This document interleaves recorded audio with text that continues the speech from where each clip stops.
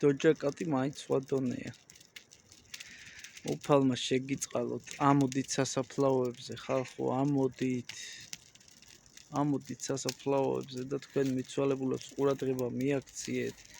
გავერანებულია ყველაფერი, გაფარჩაკებულია ყველაფერი. მიაქციეთ ყურადღება თქვენს მიცვალებულებს.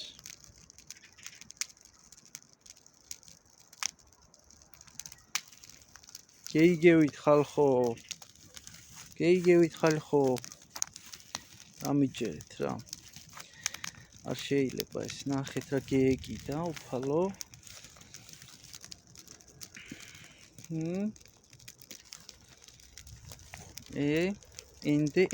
ენდე. ნახეთ რას გიზგიზაობს. მიაქციეთ თქვენ მიცვალებულებს ყურადღება. ოი, იქით გაგიჟდა. ოი.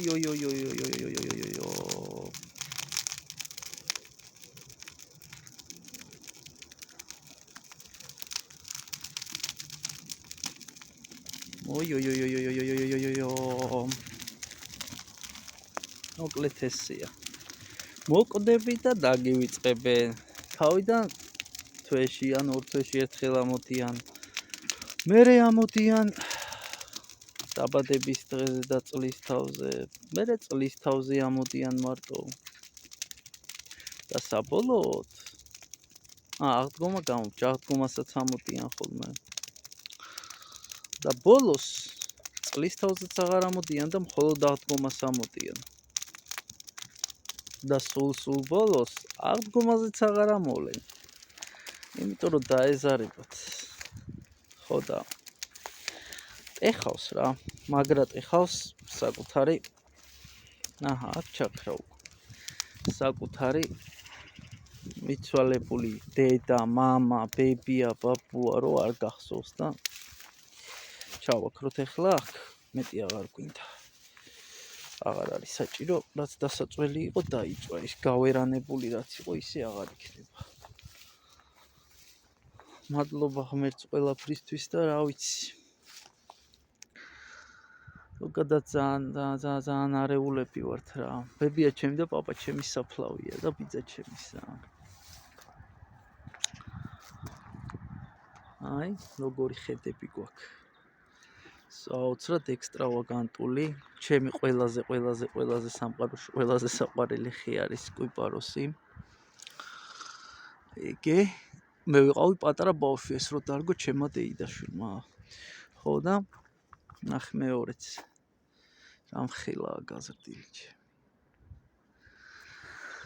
ხო და რა ვიცი აბა, რა გითხრათ. ვით გაგახაროთ. ხშირად გაიხსენეთ ხოლმე თქვენი წარსულები.